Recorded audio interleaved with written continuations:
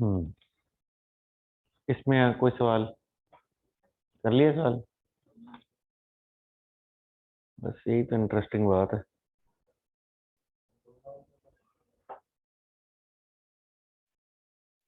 आज आप आ गए हैं, कल कोई और आएगा, परसों कोई और आएगा, अगले दिन कोई और आएगा, कहेगा, आज मेरा तो पहला दिन है। कहेगा मैं तो 4 दिन आया ही नहीं सी। आपका खेल लगा रहेगा, मैं पढ़ाता रहूंगा, कोई बात नहीं। मेरी ड्यूटी है, मैं कर रहा हूँ, आपकी ड्यूटी नहीं है, आप नहीं कर रहे। कोई बात नहीं। अच्छा जी।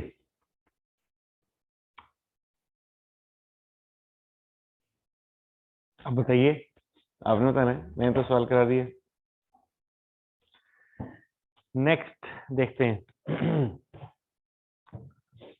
हर्बर्ट, एक और क्वेश्चन। ट्रायल बैलेंस दिया हुआ है। हम क्वेश्चन की रिक्वायरमेंट पे जाते हैं और देखते हैं कि क्वेश्चन की रिक्वायरमेंट क्या है। इन्वेंट्री दी हुई है। सॉरी, ये तो एडजस्टमेंट है। रिक्वायरमेंट देखते हैं क्या है। रिक्वायरमेंट है, prepare Herbert statement of comprehensive income for the year ended 31 May 2013 and his statement of financial position as at that date. Okay, same requirement. ये एडजस्टमेंट्स हैं जिसमें इन्वेंट्री दी हुई है, डेप्रिसिएशन चार्ज करनी है, अक्रूड वेजेस सैलरीज हैं, other operating expenses में कुछ प्रीपेड हैं, कुछ अक्रूड हैं, अलाउंसेस फॉर बैड डेट 5% करने हैं। और कहता है the amount for purchases include goods valued 1040 which were withdrawn bye Herbert for his own personal use. ये ड्राइंग हुई है जिनको कि रिकॉर्ड नहीं किया गया। तो अब इसको रिकॉर्ड कर लेंगे। क्या एंट्री डलेगी? क्या एंट्री डलेगी? जब कोई ड्राइंग रिकॉर्ड ना हुई हो तो क्या एंट्री डलती है?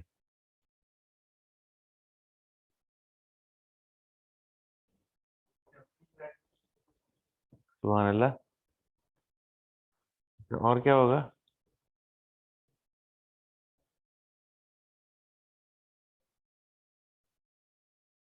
कैपिटल क्रेडिट होगा। और क्या होगा? भाई गुड्स आपने विड्रॉ किए हैं लेकिन उसको रिकॉर्ड नहीं किया। मैं कह रहा हूँ आज उसको रिकॉर्ड कर लें।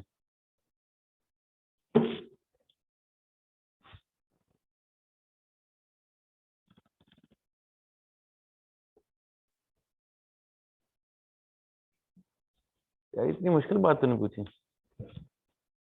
गुड्स आपने निकाली हैं मगर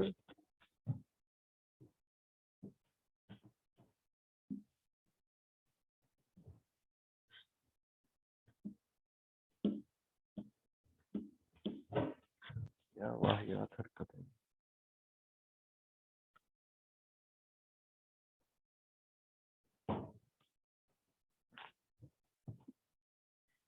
ये जो अमाउंट आ रही है, कहते हैं परचेजेस में वो वाली गुड्स भी शामिल हैं जो ओनर ने अपने जाती इस्तेमाल के लिए निकाल ली हैं।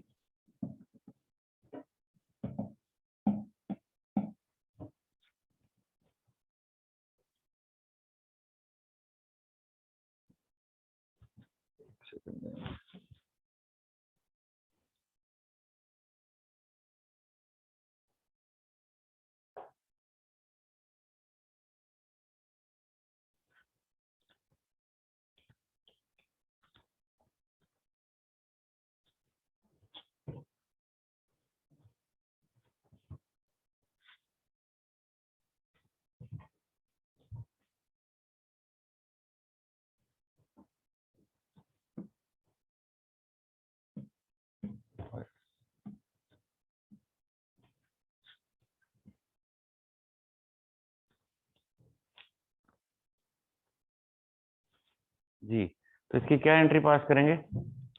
ड्राइंग्स डेबिट करेंगे टू परचेज क्रेडिट कर देंगे। ठीक है ना? गुड्स हैं जो आपने निकाल ली हैं लेकिन इस्तेमाल ओनर के पर्सनल यूज में, तो ड्राइंग हो गई है, तो ड्राइंग डेबिट हो जाएगी और परचेजेस क्रेडिट हो जाएंगी। तो जब आप अपनी कॉस्ट ऑफ सेल बनाएंगे तो उस कॉस्ट ऑफ सेल में क्या करेंगे? परचेजेस में से इसको डिडक्ट कर देंगे और ड्राइंग के तौर पे क्या करेंगे? उसको जाके कैपिटल में से डिडक्ट कर देंगे। तो ये इसका अकाउंटिंग ट्रीटमेंट होगा। बाकी की एडजस्टमेंट अगर आप देखें तो सारी वही रूटीन की एडजस्टमेंट है जो हमने पहले भी पढ़ी है, कल भी पढ़ी, उससे पिछले दिन भी पढ़ी। वही चीजें हैं, इसमें कोई नई बात नहीं है। ट्रायल बैलेंस देखते हैं। ट्रायल बैलेंस में लैंड बिल्डिंग है, इक्विपमेंट है, क्यूमुलेटिव डेप्रिसिएशन है, इन्वेंट्री ओपनिंग है, सेल्स रेवेन्यू है, परचेजेस है, डिस्काउंट्स हैं, वेजेस हैं, बैड डेट्स हैं, लोन पे इंटरेस्ट भी आ रहा है, अदर ऑपरेटिंग एक्सपेंस है, trade receivable, trade payable, allowances for bad date, cash in hand, bank overdraft, carriage out, drawings, 10% loan और कैपिटल एट 1 जनवरी ओपनिंग, 1 जून। अच्छा, अब यहाँ एक और अहम चीज जरा गौर करते हैं कि हमें दिया हुआ 10% लोन, और ये लोन कितनी अमाउंट का है? ये है 94,000 नहीं, ये है 15,600 का। अगर 15,600 का लोन है और ये 10% लोन है, 10% लोन का मतलब है कि एक ऐसा लोन जिसपे 10% इंटरेस्ट चार्ज होता है। जब हम कहते हैं ना 10% लोन, इसका मतलब है ये वो लोन है जिसपे 10% इंटरेस्ट चार्ज होता है। अब मुझे बताइए, अगर 15,600 का लोन है तो इसका 10% 1560 का इंटरेस्ट होना चाहिए। यहाँ देखें लोन पे कितने पैसे आ रहे हैं? 1560 ही आ रहे हैं। इसका मतलब है सब ठीक है। फर्ज कर लीजिए थोड़ी देर के लिए कि यहाँ 1560 ना होता बल्कि यहाँ 1200 होता, फिर मैं क्या करता? फिर मैं 360 की अक्रूवल डालता। मैं कहता अच्छा, इसका मतलब है कि 1560 का इंटरेस्ट होना चाहिए था, लेकिन अभी रिकॉर्ड 1200 का हुआ है। इसका मतलब बाकी के 360 की एंट्री अभी रहती है डालने वाली। फिर मैं उसकी एंट्री क्या डालता? Interest expense debit to interest payable. एक तरफ वो एक्सपेंस में चला जाता है और दूसरी तरफ वो लायबिलिटी में चला जाता है। तो इस तरह से इसकी अक्रूवल भी रिकॉर्ड कर ली जाती है। ओके,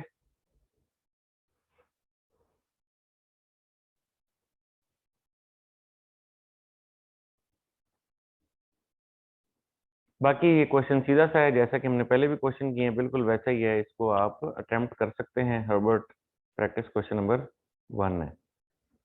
उसके बाद आ जाएं तो ब्रैडबरी एंड को। Again following trial balance has been extracted from Bradbury 31 December 2013 पे, most recent financial year. Requirement आगे देखें तो कहता है स्टेटमेंट ऑफ कंप्रिहेंसिव इनकम बना दें, स्टेटमेंट ऑफ फाइनेंशियल पोजीशन बना दें।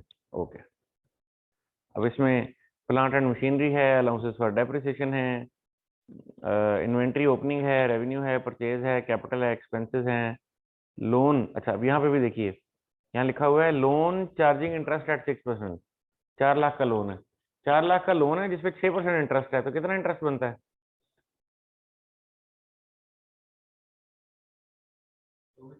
24,000। आगे कहीं इंटरेस्ट आ रहा है?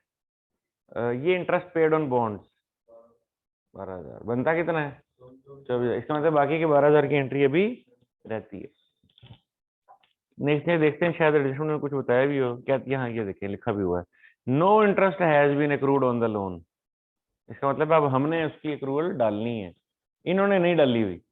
सो 12,000, जो 12,000 आ रहा है ना, ये जो 12,000 आ रहा है, ये वो वाला इंटरेस्ट है जो पे कर दिया है। लेकिन पूरे साल का इंटरेस्ट बनता कितना है? 24,000। इसका मतलब 12,000 पे हो गया और 12,000 भी पेएबल है, अभी रहता है देने वाला। इसलिए अब हम उस 12,000 की एडजस्टमेंट डालेंगे। ठीक है, क्या एंट्री डालेंगे? इंटरेस्ट एक्सपेंस डेबिट और इंटरेस्ट पेएबल क्रेडिट।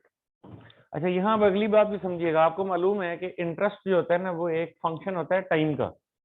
यानी मिसाल के तौर पे अगर आपने एक लोन जनवरी में लिया है तो उसके ऊपर 6 जून तक 6 महीने का इंटरेस्ट होगा। लेकिन अगर आपने लोन लिया ही अप्रैल में है तो फिर इस पर 3 महीने का इंटरेस्ट होगा। अगर आपने फरवरी में लिया है तो 5 महीने का इंटरेस्ट होगा। तो ये जेन में रहे कि ये जो अभी मैं बात कर रहा हूँ ना कि ये लोन हमने लिया है, इस पे 24,000 इंटरेस्ट बनता है, ये कितने अरसे का इंटरेस्ट है? पूरे साल का।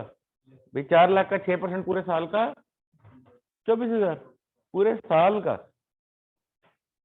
हम ये एज्यूम कर रहे हैं कि ये लोन पूरा साल हमने इस्तेमाल किया है, तभी हम कह रहे हैं ना कि पूरे साल का इंटरेस्ट बनता है 24,000 और उसमें से हमने पे कितना किया है? 12, तो बाकी के 12 की एंट्री डालनी है अभी। फर्ज कर लो नीचे एडजस्टमेंट में वो ये बता देता कि ये लोन हमने लिया ही 8 महीने पहले है, फिर मैं क्या करता? फिर मैं कितने अरसे का इंटरेस्ट निकालता? 8 महीने का। वो कितना निकलता? निकालें 8 महीने का इंटरेस्ट। 4 लाख पे 6% ले लें और 8 महीने का निकालें। 4 लाख जरा 6% क्या जवाब है? 24,000 जरा 8/12। 8 महीने का कितना इंटरेस्ट आया? 16,000, इसका मतलब है मैंने जब लोन लिया तो वहां से ये रेंट तक इंटरेस्ट कितना बनता है 16,000, रिकॉर्ड कितना हो चुका है 12,000, तो अब मैं कितने की एक्रूवल डालूंगा 4,000। क्योंकि मुझे सवाल में ये बताया नहीं है कि लोन लिया किस तारीख को है, इसलिए मैं क्या एज्यूम कर रहा हूँ पूरे साल का। अगर वो मुझे डेट बता देता कि फलां दिन लोन लिया तो मैं फिर फलां दिन से ये रेंट तक का इंटरेस्ट कैलकुलेट करता है, उसमें से जो रिकॉर्ड हो चुका है वो हो चुका है, बाकी की अभी एंट्री रहती है।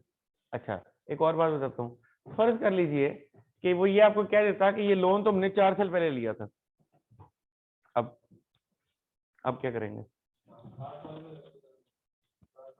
एक ही साल का लेंगे ना, क्योंकि पिछले 3 सालों का इंटरेस्ट तो पिछले 3 सालों में रिकॉर्ड हो गया होगा, हमने तो मौजूदा ही साल का इंटरेस्ट रिकॉर्ड करना है, इसलिए हम 12 ही महीने का इंटरेस्ट लेंगे। बात समझ, यानी इस चीज को ऐसे नहीं है कि लोन 4 साल पहले लिया था तो अब हमने 4 साल की इंटरेस्ट की एंट्री डालनी है। जाहिर है जो 4 साल पहले का इंटरेस्ट था वो 4 साल पहले वाली फाइनेंशियल में रिकॉर्ड हो गया होगा, उससे अगला वाला उससे अगले में रिकॉर्ड हो गया होगा, उससे अगले वाला। अब तो हमने इन 12 महीने के इंटरेस्ट की बात करनी है, तो इन 12 महीने में पूरे 12 महीने का इंटरेस्ट लेना है या 8 महीने का लेना है या 3 महीने का लेना है, ये इस बात पर डिपेंड करता है कि लोन पूरा साल हमारे पास रहा है या पूरे साल से कम अरसा रहा है।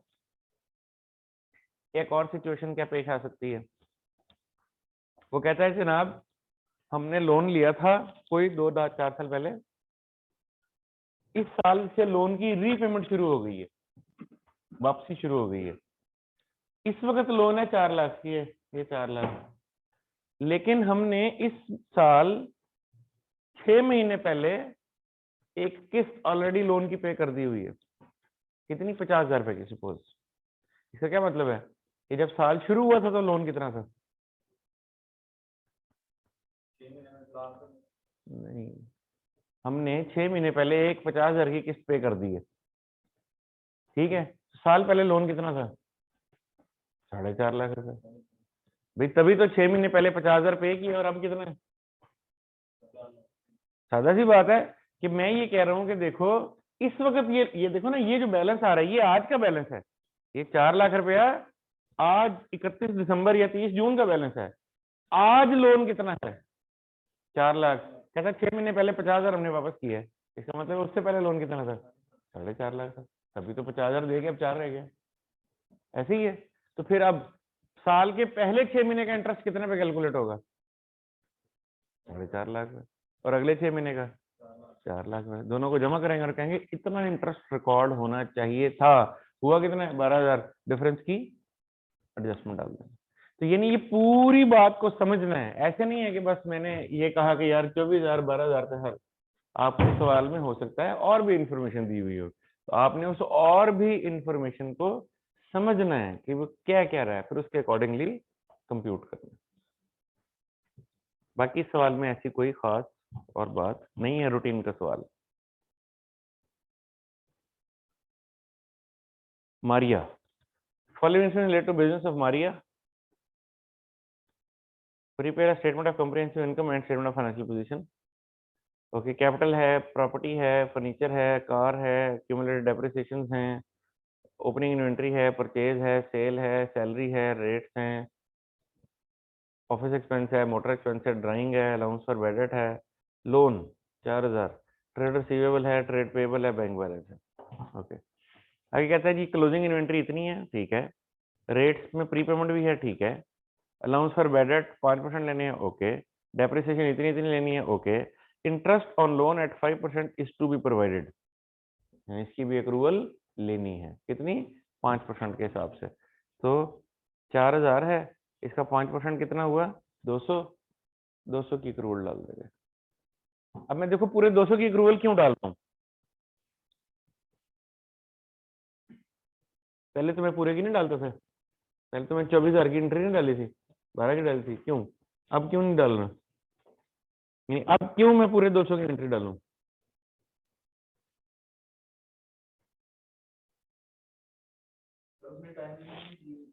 टाइम लिमिट तो पहले भी नहीं दी हुई थी, पहले मैंने देखो समझ, मेरे सवाल को समझ जाए पहले, आप सवाल पर गौर नहीं कर रहे। पिछले सवाल में लोन था 4 लाख का, 6% इंटरेस्ट था, हमने कहा 4 लाख जब 6% 24,000, फिर हमने कहा अच्छा इसमें से ऑलरेडी 12,000 पे हो चुका है, इसका मतलब बाकी के 12 की एंट्री डालनी है। अब यहाँ पे लोन दिए हुए 4,000, नीचे इंटरेस्ट का रेट बता दिया 5%, तो 4,000 का 5% 200। अब इसमें से माइनस क्या करूं?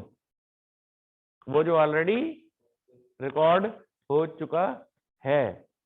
भाई जो ऑलरेडी रिकॉर्ड हो चुका है वो तो हो चुका है, तो बाकी का ही रिकॉर्ड करना है ना। तो ऑलरेडी कितना रिकॉर्ड हो चुका है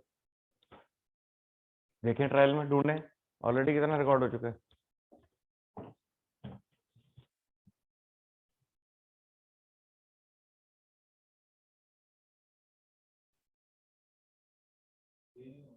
ऑलरेडी रिकॉर्ड ही कुछ नहीं हुआ, इसका मतलब है सारे का सारा ही रिकॉर्ड करना है। ठीक है, ट्रायल बैलेंस को समझें। ट्रायल बैलेंस क्या बताता है? वो डाटा जो ऑलरेडी रिकॉर्ड हो चुका है। ट्रायल बैलेंस क्या है? वही है ना जिसकी एंट्रियां डल गई हैं, लेजर बन गए हैं, ट्रायल बन गया है, वही डाटा है। तो अगर इसमें अगर कोई इंटरेस्ट पे हुआ होता, अगर कोई इंटरेस्ट रिकॉर्ड हुआ होता तो ट्रायल में आ रहा होता। नहीं आ रहा, इसका क्या मतलब है? वो तो रिकॉर्ड ही नहीं हुआ, इसलिए अब सारे का सारा ही रिकॉर्ड करेंगे। बाकी नॉर्मल क्वेश्चन है। Scotty is antique dealer, prepare trial balance. अच्छा, ट्रायल भी बनाना है, और कहता है स्टेटमेंट ऑफ कॉम्प्रिहेंसिव इनकम और स्टेटमेंट ऑफ फाइनेंशियल पोजीशन भी बनानी है। उसने आपको कैपिटल का बैलेंस दे दिया है। ये 1 जनवरी 2013 की बात है, 1 जनवरी 2013।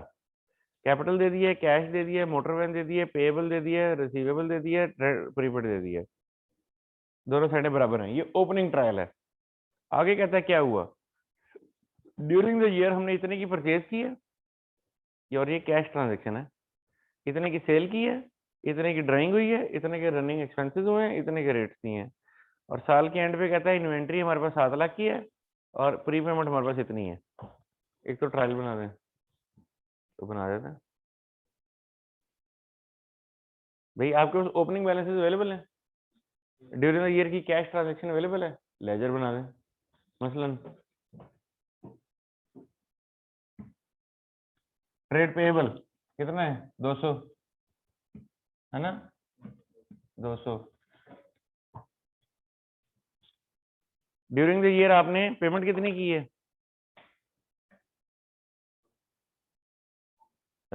परचेजेस 2000 की आपने परचेजेस की है, ये आपने पेमेंट की है, ये कैश ट्रांजेक्शन है, ये पेमेंट किया आपने परचेजेस के बदले में। अच्छा अच्छा, इन्वेंट्री आपके पास कितने की बची हुई है? 7 लाख रुपए की। और क्लोजिंग में कोई पेएबल है? क्लोजिंग में तो कोई पेएबल नहीं है। बस इसका मतलब है, अच्छा अब ये 2000 की आपने पेमेंट की है, इसमें से 200 की पेमेंट तो आपने इसकी कर दी होगी जो ओपनिंग पेएबल था, तो बाकी 1800 क्या होगा? नहीं, वो आपने इस साल 2000 रुपए की पेमेंट की है परचेजेस के अगेंस्ट, है ना। 200 तो पहले से देने वाला था, तो बाकी का 1800 क्या है? तो इस दफा परचेज की है। भैया आपने इस मर्तबा 2000 की पेमेंट की है, तो 200 तो आपने पिछले साल के पैसे देने थे, ओपनिंग नहीं है ये। इसका मतलब 200 तो वो दे दिया, तो बाकी 1800 क्या दिया? वो इस दफा परचेज की है। तो इस दफा का जब आप ट्रायल बैलेंस बनाएंगे तो उसमें परचेज कितने से लिखेंगे? 1800 से लिखेंगे। और ट्रेड पेएबल कितने से लिखेंगे? नेल कर देंगे, वो पे हो गया। ठीक है, तो अब जब आप क्लोजिंग ट्रायल बनाएंगे तो उसमें ट्रेड पेएबल नेल हो जाएगा और परचेजेस 1800 से आ जाएंगे। इसी तरह रिसीवेबल है। अब देखें 3000 रुपए की सेल हुई है। अब मैं ये ज्यूम कर रहा हूँ कि यार 3000 की जो सेल हुई है, तो इसमें से 300 तो रिसीवेबल से मिल गया होगा पहले वाले से, ये जम्पशन ही है कि ये उससे मिल गया होगा, तो बाकी की 2700 इस दफा की सेल होगी, रिसीवेबल 0 हो जाएगा, सेल 2700 हो जाएगी। तो इस तरह से इसको, बस बाकी कुछ है ही नहीं। ट्रेड पेबल रिसीवेबल खत्म हो गया। मोटर वैन ही है। कैश का अकाउंट, कैश बदल जाएगा। देखो ओपनिंग में कैश कितना है हमारे पास? अब ये कैश हमने पे किया, ये कैश हमने रिसीव किया, ये कैश हमने पे किया, ये कैश हमने पे किया, ये कैश हमने पे किया। तो ओपनिंग कैश में ये जो कैश हमने पे किया और रिसीव किया, ये जमा तफरीक करेंगे तो क्या निकल आएगा? क्लोजिंग कैश निकल आएगा, वो ट्रायल में चला जाएगा। तो बेसिकली आप क्या कर रहे हैं, ओपनिंग बैलेंस पकड़ रहे हैं उसमें ड्यूरिंग द ईयर होने वाली ट्रांजेक्शन जमा तो फिर करेंगे तो क्लोजिंग बैलेंस निकल आएगा। ये सारे जो क्लोजिंग बैलेंसेस निकलेंगे इनको ट्रायल में डाल दें बस।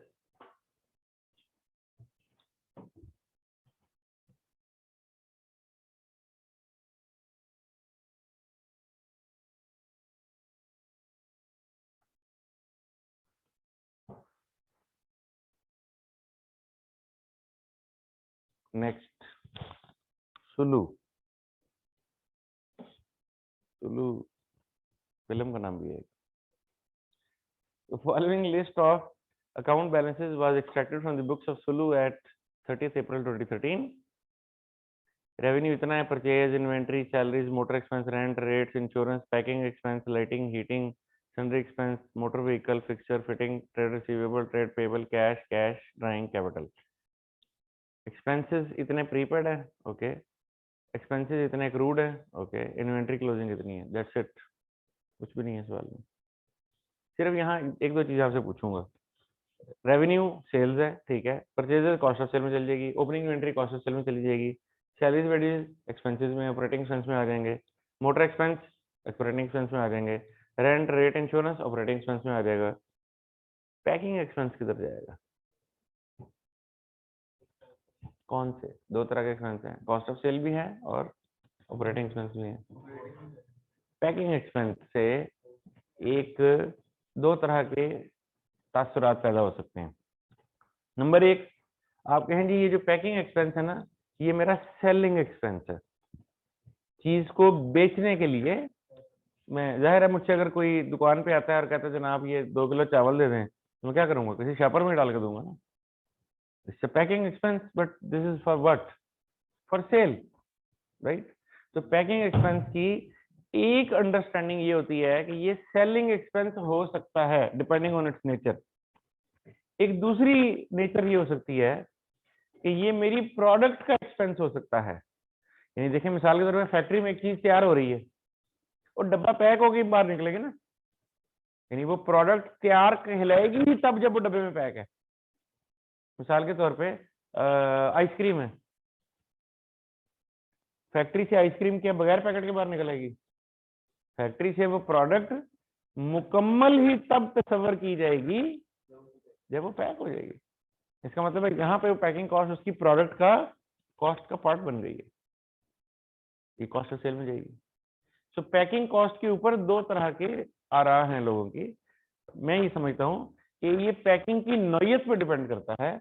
अगर ये पैकिंग मार्केटिंग साइड का एक्सपेंस है तो ये मार्केटिंग में चार्ज होगा, अगर ये पैकिंग फैक्ट्री साइड का एक्सपेंस है तो ये कॉस्ट ऑफ सेल में चार्ज होगा, ठीक है। आमतौर पे जाहिर है कि प्रोडक्ट फैक्ट्री से पैक ही होकर निकलती है, आई मीन डब्बा बंद होकर ही निकलती है ना। चाय की पत्ती आप खुली तो नहीं लेते, चाय की पत्ती का डब्बा ही मिलता है आपको, मतलब खुली भी मिलती है, बट यू सी आप फैक्ट्री से जब चाय की पत्ती निकलेगी तो वो डब्बे में पैक होके ही निकलेगी, ठीक है। आप वो कोई एनर्जी सेवर ले लें, आप वो कोई कंप्यूटर ले लें, आप कोई गेम ले लें, आप कोई चाय ले लें, आप कोई शरबत ले लें, आप कोई नीडो ले लें, आप I mean you name anything, वो फैक्ट्री से पैक होके निकलती है।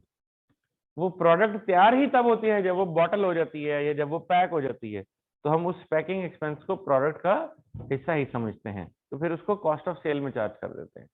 अलबत्ता बाज औकात ऐसी पैकिंग्स होती हैं जो मार्केटिंग पर्पसेस के लिए की जाती है। मिसाल के तौर पे मैं मिसाल देता हूँ, आप एक स्टोर पे जाते हैं, वो आपको एक ऑफर देता है, गिफ्ट शॉप है, तो कहता है जनाब खूबसूरत रैपर में हमसे पैक करवा के लेके जाए फ्री।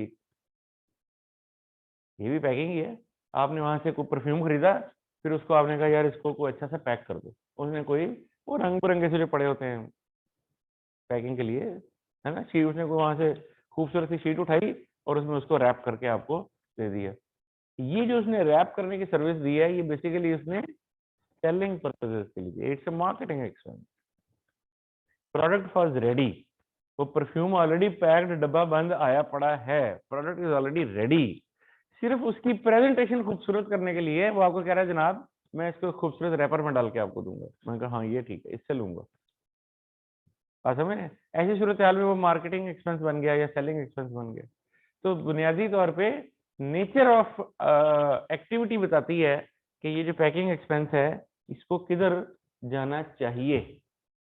आमतौर पे जब कुछ नहीं बताया उस सवाल में तो हम पैकिंग एक्सपेंस को कॉस्ट ऑफ सेल में ले जाते हैं। ठीक है, तो ये पैकिंग एक्सपेंस आप कॉस्ट ऑफ सेल में ट्रीट कर सकते हैं। ऐसे ही लाइटिंग एंड हीटिंग एक्सपेंस। अच्छा, यहाँ एक और बात भी बताऊं, बिजनेस की नौयत भी बताती है, बिजनेस किस किस्म का है। अब कंपनी का नाम है सुलू, यहां से तो नहीं पता लग रहा इसका बिजनेस क्या है। हाँ जी, नहीं, books of, extracted from the books of सुलू, इसका बिजनेस क्या है पता नहीं। अगर ये मुझे पता चल जाए कि ये ट्रेडर है, ये ट्रेडर है, तो इसकी पैकिंग क्या होगी, ऑपरेटिंग एक्सपेंस, क्योंकि ट्रेडर के पास तो चीज तैयार ही आती है।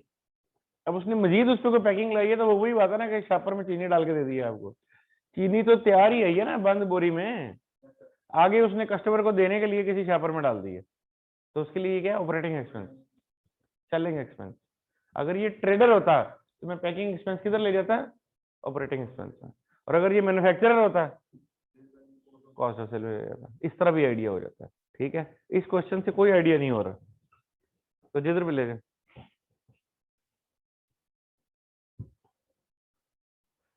नंबर 5 देखते हैं कि इसने क्या किया, किताब ने इसको कहाँ पे काउंट किया।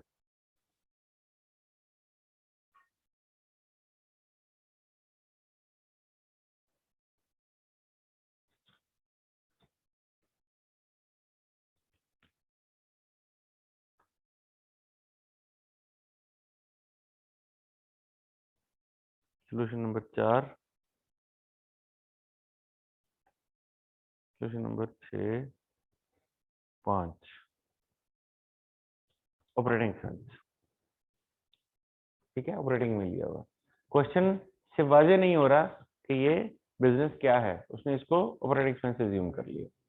वैसे एक चीज अगर मैं देखूं तो क्वेश्चन, यानी चूंकि आपने अभी पढ़ा नहीं है उतनी तफसील में, तो शायद मुझे तो नजर आता है कि एक ट्रेडर जो है ना वही परचेज और सेल कर रहा होता है। मैन्युफैक्चरर के केस में तो रॉ मटेरियल्स भी होते हैं, वर्क इन प्रोसेस भी होते हैं, फिनिश गुड्स भी होती हैं, तो मैन्युफैक्चरर होता है ना, तो उसका पता लग जाता है कि ये मैन्युफैक्चरर है। तो इसके ट्रायल से ये पता लग रहा है कि ये मैन्युफैक्चरर नहीं है। अगर ये मैन्युफैक्चरर होता तो इसमें कहीं रॉ मटेरियल का तस्करा होता, इसमें कहीं वर्क इन प्रोसेस का तस्करा होता, तो नहीं है। ठीक है, तो इसने इसको ऑपरेटिंग एक्सपेंस में ही एज्यूम किया। फेडरॉव, capital loan account, drawing, freehold premises. Freehold premises मतलब बिल्डिंग, फ्री होल्ड का मतलब होता है कि मेरी मलकियत है, यानी मॉर्गेज नहीं है, किसी से लोन पे नहीं है, मतलब ठीक है ना, यानी एक एक एक बिल्डिंग है जो मैंने भी खरीदी नहीं है, बल्कि मैंने किसी से लीज पे ले ली है, किस्तों पे खरीद ली है, तो अभी वो मेरी नहीं है, खरीद तो मेरी नहीं, सौदा तो मेरा हो गया है, लेकिन अभी इसके ऊपर बैंक के मॉर्गेज खड़े होंगे, बैंक का कर्जा खड़ा होगा, तो इस तरह की प्रॉपर्टी को फिर lease hold property for example हम कहेंगे। तो जो प्रॉपर्टी फ्री होल्ड है, मतलब इसके ऊपर किसी बैंक का कोई मॉर्गेज नहीं है, किसी का कोई ये मेरी है। ठीक है, ये लफ्ज इसलिए इस्तेमाल हो जाता है सादा। और प्रेमिसेस का मतलब क्या होता है, बिल्डिंग, जगह। ये एक प्रेमिसेस है जहाँ क्लासेस हो रही हैं, premises building. Freehold premises है, प्लांट मशीनरी है, इन्वेंट्री है, कैश है, अलाउंसेस हैं, purchase revenue, bad debts recovered, इसको बैड डेट्स में से माइनस कर देंगे। 256 की बैड डेट है, 45 के रिकवर्ड है, तो नेट कर देंगे। ट्रेड रिसीवेबल है, ट्रेड पेएबल है, bank charges, rent, return inward, sale return, return outward, purchase return, salaries हैं, वेजेस हैं, ट्रैवलिंग एक्सपेंस है, कैरेज इनवर्ड है, डिस्काउंट है, जनरल एक्सपेंस है, गैस इलेक्ट्रिसिटी है, कैरेज आउटवर्ड है, ट्रैवलर सैलरीज हैं, प्रिंटिंग स्टेशनरी है, एडजस्टमेंट्स इन्वेंट्री है। अच्छा, फेडरोज son works in the business receiving a salary of 500 per annum which had been included in drawings। कहता है उसका बेटा भी कंपनी में काम करता है और उसको 500 रुपया पर एनम पैसे मिलते हैं, और कहता है ये पैसे भी ड्राइंग में शामिल हो गए हैं, तो क्या करें, क्या करें बताइए।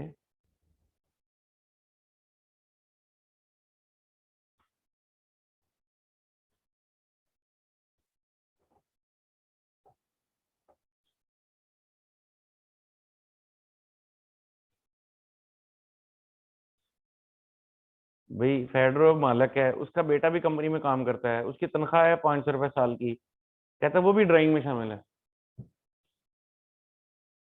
फिर निकाल लेनी चाहिए, क्योंकि वो ड्राइंग तो नहीं है, वो तो उसका बेटा काम करता है भाई, मुलाजमत करता है वहां पे।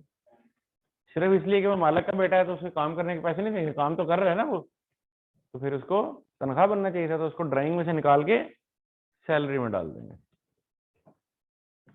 इंटरेस्ट ऑन लोन कहता है जी 5% है जो कि अभी तक पे नहीं हुआ, इसकी एक्रूवल डाल देंगे। और रेंट में कुछ पैसे एडवांस हैं तो प्रीपेड हो गया। डेप्रिसिएशन ले लेंगे, प्लांट पे इतनी, फर्नीचर पे इतनी, और अलाउंसेस फॉर बैड एट 3% पे आ रहे हैं।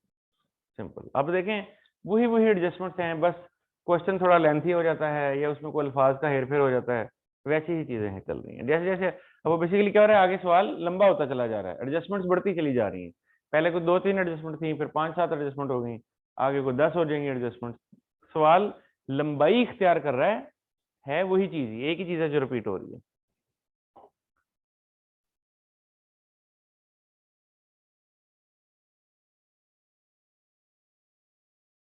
इसको फिलहाल ना करें, ये स्टेवर्ट जो है। अच्छा, उसके बाद क्या है,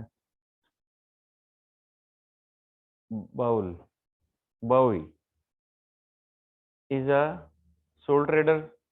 30 सितंबर पे उसका साल खत्म होता है, 30 सितंबर 13 पे उसका ये ट्रायल है। Plant machinery, office equipment, inventory, purchases वगैरह वगैरह वगैरह वही चीज़ें। और पीछे कुछ एडजस्टमेंट्स आ गई हैं। यहाँ एक चीज़ नज़र आ रही है, सस्पेंस अकाउंट, ये नई बात है। ये मैं आपको एक और टॉपिक मैंने भी पढ़ाना है उसके साथ बताऊंगा। फिर इस सवाल को देखें तो again equipment, vehicle, inventory, receivable, payable, prepaid, bank deposit, drawings, purchases, sales, rent, salaries, वही चीज़ें हैं। अच्छा, फिर सस्पेंस अकाउंट, और फिर आगे एडजस्टमेंट्स। अब देखें ना, एडजस्टमेंट तवील हो गई। तो जब आप पीछे वाले कुछ सवालात कर लेंगे तो फिर आप ये जरा ज़्यादा बड़ी एडजस्टमेंट की तरफ चले जाएंगे। उससे पहले पहले मैं आपको सस्पेंस अकाउंट के बारे में कल जो है पढ़ाऊंगा। और ये सस्पेंस अकाउंट का जो तज़किरा होगा ये इंशाल्लाह इस चैप्टर में होगा, चैप्टर नंबर 9। तो कल हम ये वाला चैप्टर जो है वो डिस्कस करेंगे, ठीक है। और कुछ, बल्कि कल सैटरडे है, कल नहीं करेंगे, नहीं कल सुबह हाँ करेंगे, बिल्कुल करेंगे, कल ही करेंगे। ओके।